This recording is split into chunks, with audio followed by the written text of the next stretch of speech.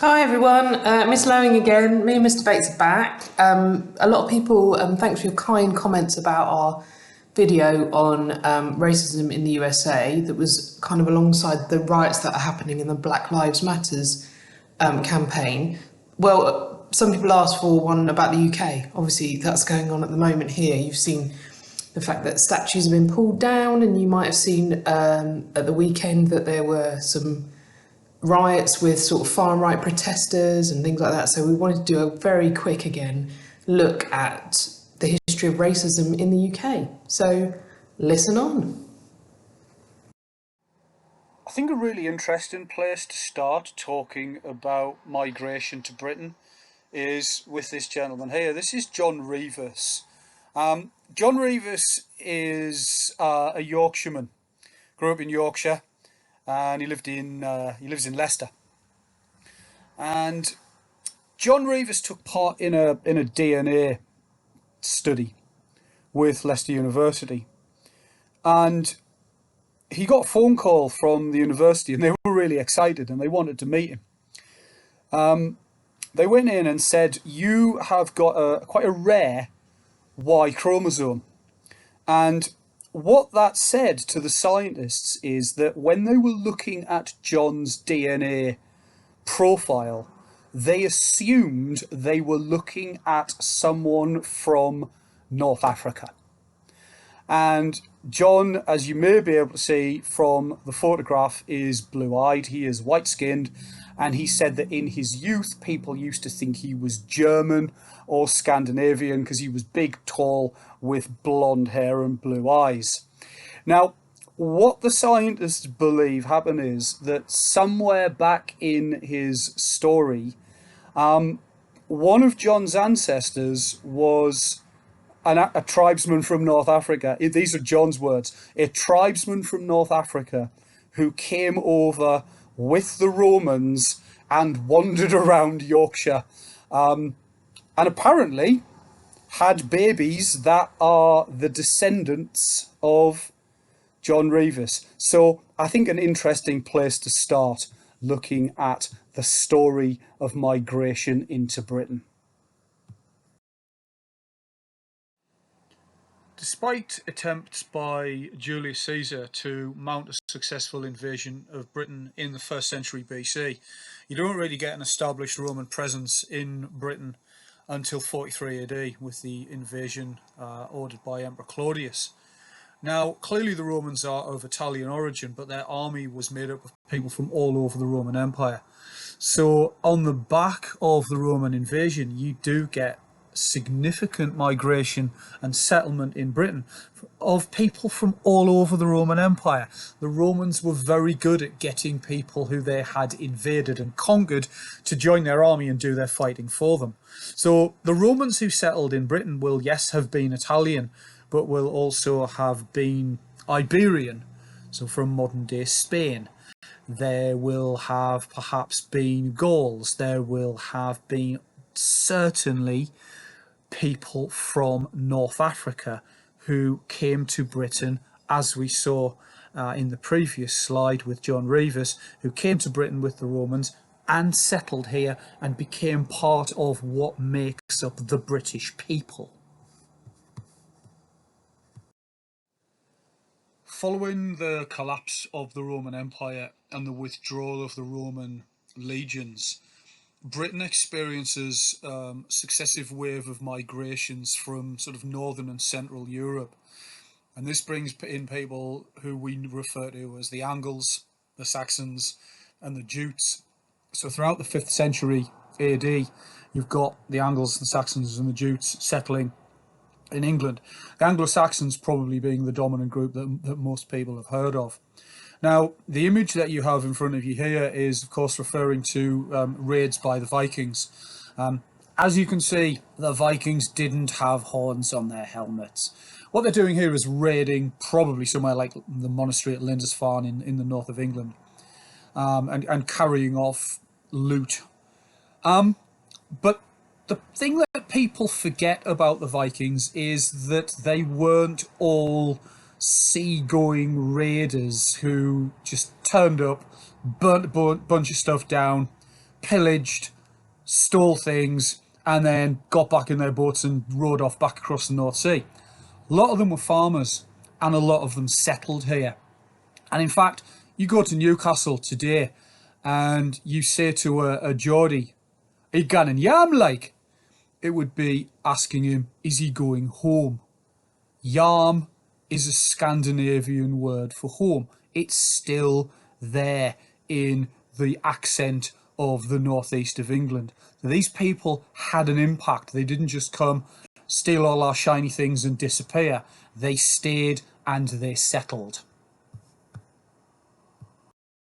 This image is probably quite familiar to a lot of people. It's of course a panel or two from the Beer Tapestry, telling, from a Norman point of view, telling the story of 1066, the Battle of Hastings, and the defeat of the Anglo-Saxon army under Harold Godwinson at the Battle of Hastings. Now the Normans themselves, let's look at the name Norman. It means Northman. The Normans themselves were migrants into France. They were originally Northmen. They were descended from the Vikings, and they had migrated down through Europe and settled in the Normandy area of France. And in October 1066, William decides that he wants to become not just a Duke of Normandy, but a King of England. And so we have the Norman invasion and the beginning of Norman rule in England. The language changes, so the official language of Britain becomes Norman French. These people are going to change our laws. They are going to build castles all over the countryside. They are going to introduce things like the Domesday Book to introduce new systems of taxation. So once again, a group of people who have settled in this country and whose followers then begin to intermarry with the Anglo-Saxons who are had already migrated here, are going to have an impact on the story of this country. Unfortunately, racism is pretty much as old as time. People have always looked to other groups of people to blame for things or scapegoat or, say that they've caused something. So it's something that's been around for a long, long time. Here's a good example. During the Black Death, lots of you will remember this, in year 7 we study medieval period. In the Black Death, Jewish people were blamed for poisoning the wells, and that was why people were getting the Black Death, which is obviously ridiculous, but that was what people thought. So a lot of them were put to death and were burnt in this way because people thought that would get rid of the Black Death. So racism and anti-Semitism and all of those things have a really deep history, unfortunately, in the UK and other countries. Now, when you see pictures like this, it's kind of jarring, and I don't want, you shouldn't be embarrassed about that. They look like, to me, like Tudor pictures, but they feature black people. And when we think about Tudor England, like Elizabeth and Henry, we think about, white people in all their finery and, all these portraits. But actually, there's a lot of research that's gone on, historical research, to find that there were a lot of black people in Tudor England. And some of them held positions in court, so they would be someone that maybe had helped the Queen, or someone who might be a lady's maid for someone who was rich. There was a black person who was a sailor on the Mary Rose. So there's all these kind of things that have they've been, sorry about the pun, but they've been whitewashed from history. People didn't talk about it. And I think part of history, people always say history's finished and it's gone, but what historians do is go back over the evidence and try and see, actually, are we getting the whole picture? So this picture will be really familiar to Year 8 students because they've looked at it very recently, about the empire. And obviously Britain, when you look at Britain on the map, you think, tiny, tiny country, how are we so, one of the richest countries in the world? Well, a lot of it is to do with empire. So if you look on the map, you can see the areas, and this is obviously a fairly early one. These are some of the areas that we ruled over. And we went to those countries, and obviously it's quite complicated, but the majority of it is we took over those countries, we took all their materials, we told the people who lived there what to do. And part of that is slavery and all the other things that come with it. So, you know, the idea that racism happens in America because of slavery, you know, actually empire's got quite a lot to do with it. And the whole thing behind empire was that we, the British, were superior. And we could go over there and tell people how to live and change the laws and put all these things in, post offices and all of that stuff, because we were superior. And you can see down here, you've got the idea of the native, so you've got black women with unclothed and all that. These were sort of people who were savages, and we could go and sort out the savages and make them like us. So there was a big dose of that as part of the empire.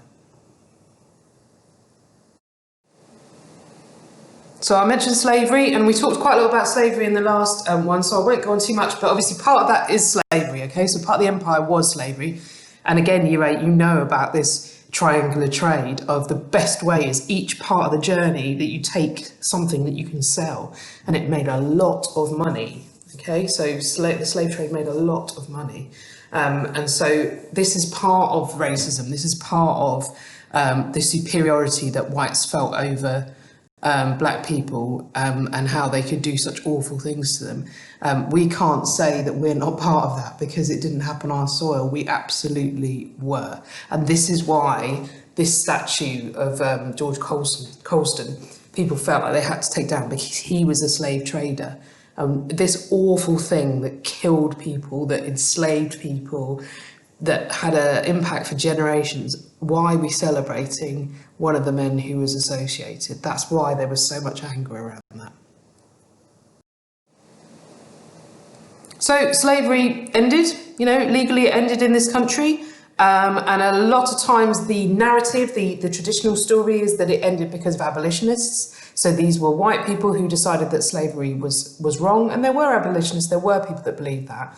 And it would be lovely to think that that's what happened. But again, I think what's happened in history is the idea that the sort of white people had delivered this to everyone else, but actually it just didn't make much money. Most historians sort of feel now that actually slavery stopped making money because people had the slaves they needed and all of those things, that it wasn't making money anymore, and that's what won out.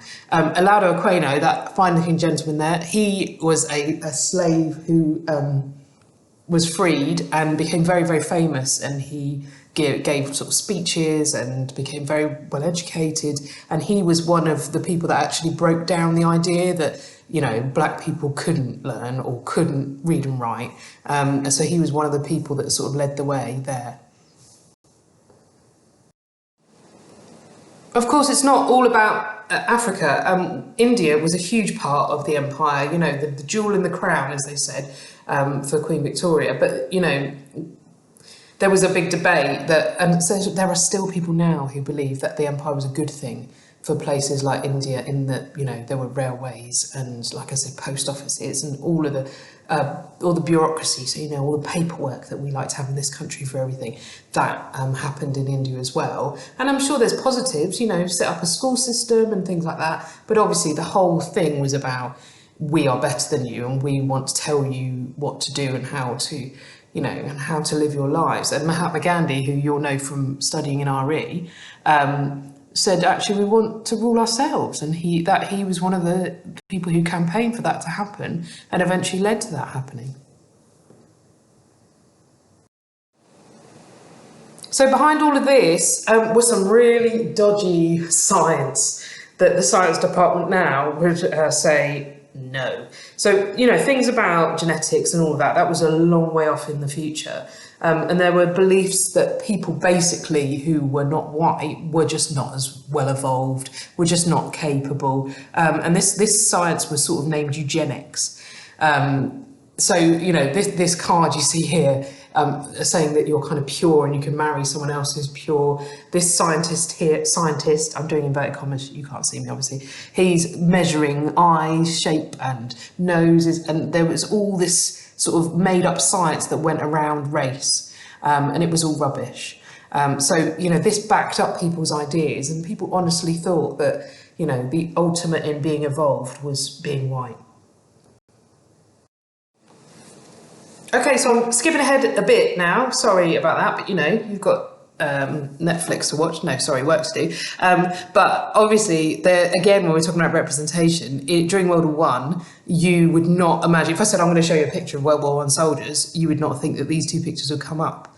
But because of the empire, people from Africa, from India, from all the empire countries fought on our behalf during World War One. And again, this was kind of left out of history. I mean, we knew about it, but it wasn't really spoken about. And you might be surprised to see them. But this is another way that you know, the contribution from the empire could be kind of whitewashed. And again, into World War Two, you see the same contribution from those countries. You see people who fought on our behalf, who fought to free people all over the world from Nazism. I think this picture is really interesting. The together picture. Obviously, they're on the poster. That's all right, but they're right at the back. But the idea is that you know, I wanted to let you guys know that these people took part in this and they fought on our behalf during World War Two as well. So after the war, we actually appealed to people from the former empire, the colonies, to come over to Britain because we had a lot of jobs that needed doing and we had things that we wanted, you know, we wanted people to contribute to the economy. So we actually invited a lot of people over. You might have heard of the Windrush or the Windrush generation. So this was named after a ship that brought people over from places like the Caribbean, you know, and brought them over to the UK to do those jobs. So nurses, London Underground, people worked in the Underground, bus drivers, all of those things. They were actually invited to come over and work. Now, when they came over, they faced racism.